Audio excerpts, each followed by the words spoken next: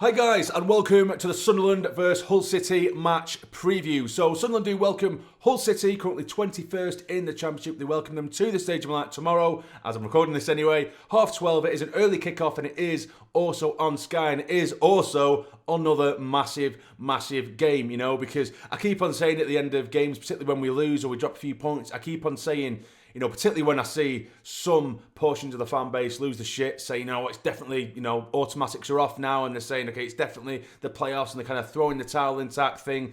My response to that is usually, you know, well, we've still got plenty of games left. There's still plenty of points to play for, which it is fact. But admittedly, at some point, it's going to come where I just say, there aren't actually that many games left. There aren't actually that many more points to play for, at least enough to get us into the automatics. But at the moment, I wouldn't say it's absolute panic stations, but admittedly, again, we definitely need to start picking up the wins. 100%, you know. Leeds take on Sheffield United next week. Burnley play tonight. Hopefully they lose. You know, with a couple of defeats in our favour, you know, if Sheffield United get beat against Leeds, and then we win against Hull, we're only 5 points from second, and everything looks a little bit more optimistic again. So, like I keep on saying, a couple of results here and there, and then, you know, a couple going in our favour, things can change, and rapidly. But anyway, before we do get into the preview, if we just go through the usual stuff, I know I keep on harping on about it, but it's still very much the case. There is so many of you guys that are watching, hopefully enjoying, and you're not yet subscribed. So if you could just do us a massive favour, it really helps out. Put a smile on my face as well when I see a new bunch of new subscribers come to the channel I'm watching. But it does really mean a lot, and of course I still appreciate the old guard who've been here for years as well, and those who support week in, week out, video in, video out. It's massively appreciated. And hit the like button as well. It also that's the cherry on the cake there. But yeah, before we do get into it as well, the last review that I did against Leeds, of course we got beat, gutting result. And that got a hell of a lot more views than I expected. I expected, you know, because with that kind of result, there's usually a lot of emotion in it. A lot of the time, usually I'm shouting, screaming, swearing, which I don't think I was that bad in comparison to previous previews I've done when we've lost in that kind of manner.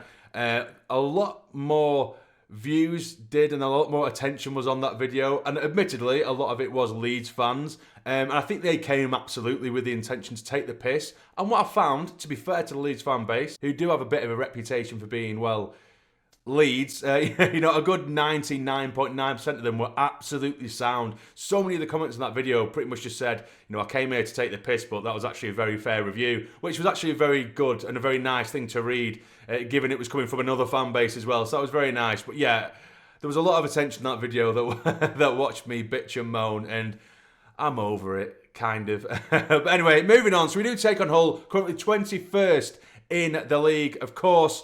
They're very hit and miss. They're in that, you know, they're in that position in the league for a reason. They're very inconsistent. But the thing is with Hull, of course, I haven't watched them week in, week out, but they tend to play a little bit better, or they seem to manage to grind out results against the better sides. You know, maybe not all the time. You know, recently they got beat by Burnley, but they beat Sheffield United the other week 3-0. Earlier in January, they drew 3-3 with Leeds.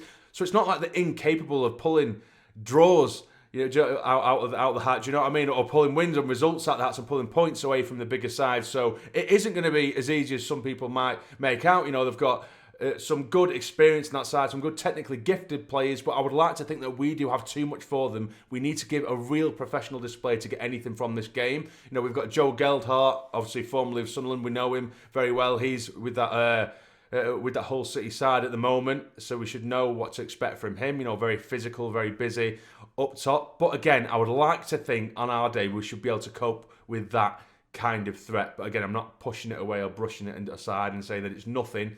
But yeah, as I alluded to earlier, yes, there is plenty of games left. There are still plenty of games plenty of points to play for. But one thing that I will say, if we aren't going to be getting in the automatics, which of course it's still a stretch, but it's still absolutely a possibility. If we do not reach the automatics and we have to settle with the playoffs, which isn't a bad thing, by the way, granted in the context of things, in the grand scheme of things, when we have been top of the league for half a season, it is disappointing. But you know, when we're looking at the stature of the teams that we are coming up against and the financial means that they have in comparison and stuff like that, it isn't a bad season, it isn't a bad finish. But one thing I will say is that form, and I say every year, form is absolutely everything going into the playoffs. And I know this is only, sort of mid February when I'm saying this, but it still is a very valid point.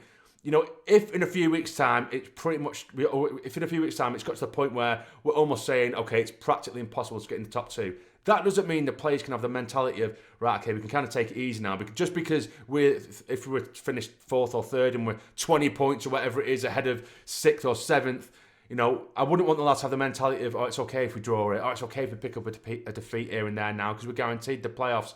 Form is everything. Momentum is everything going into playoffs. So if we finished 3rd or 4th and we're 20 points ahead of 6th, and we played 6th place, if that 6th place team steamrolled their previous 10 games and won the majority of them and were flying in form, I wouldn't want to play that team, regardless of whether we're 20 points ahead of them. Do you know what I mean? Form and momentum is everything. So regardless of whether it looks like automatics are out of reach, heading towards a back end and the final push at the end of the season, our form has to be on point, and we need to be treating it as such, and as professional as possible is sort of my point. If that makes sense anyway, let me know if you agree with me. I just think form is massive. We cannot be started down tools towards the back end of the season if it does look like it's out of our reach, automatics. We still need to hit teams hard and go 100% essentially. But yeah, so against Hull City, I have done my sort of preferred 11. It's very similar to what I've screamed several times. Mundle has, Regis Labrie did say that Mundle is 100% fit. He should be playing. He spoke about the Leeds game and he discussed why Mundle didn't come on. He thought that with him just coming back from injury, the intensity of that game against Leeds, which granted was a very intense game and it was a very hard-working game and like he said, basically intense.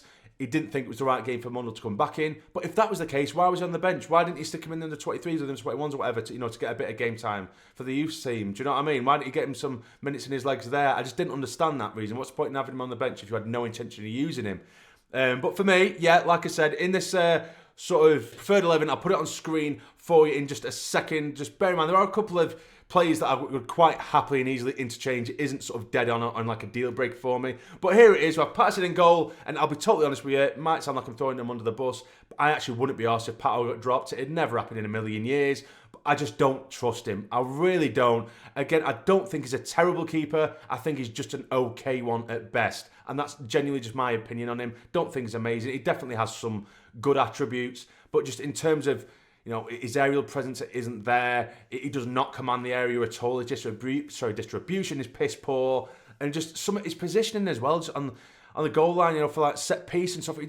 He doesn't know where to position himself. He just seems to have zero confidence, and that's always really been the case. He does have, every now and then there'll be a sort of one-on-one where he'll manage to get his body in the line and stuff like that. He's had a penalty save here and there, but other than that, I think he's very, very sort of bang average and poor in a lot of areas of his game. But of course, it's never going to happen. So Pato's going to be in there. Hopefully, has an amazing game. I don't wish him to do badly, of course. I just think he is just a glaring weakness in the side at the moment. Now, across the back, we have Sirkin, O'Nien, Ballard and Hume. For me, I think Sirkin's really struggled as well in recent weeks. He looks shattered at times. I think he's starting to lack confidence as he's coming forward. I think there's areas of the pitch where he does find himself with acres of space to run into and he's not doing it. He's almost looking for Lefay. The first time of asking this straight where he gets the ball, like, shit, where's Lefay? He move the ball on. Whereas in recent times, he would have bombarded and drove into the space. You know what I mean? And then defensively, he has been absolutely all over the place and had a bit of a shocker in recent times. So again, it's one of them where I would quite happily interchange maybe O'Nien at left back and have Ballard and Mepham at the centre back partnership, which I think a lot of people have been calling for. But my point, and I keep on repeating, 09 for me is integral to this system and this formation, the way that we play, because of his ball carrying ability, because of his distribution is outstanding. And Luke 09 in that sense is better than both Ballard and Mepham. As out and out defenders, I agree that Mepham and Ballard are better. But for this system and in terms of technical ability, 09 is far and above them in my opinion. But yes, so that is just a thought process there. I would keep Ballard in. Don't think he's done too much wrong.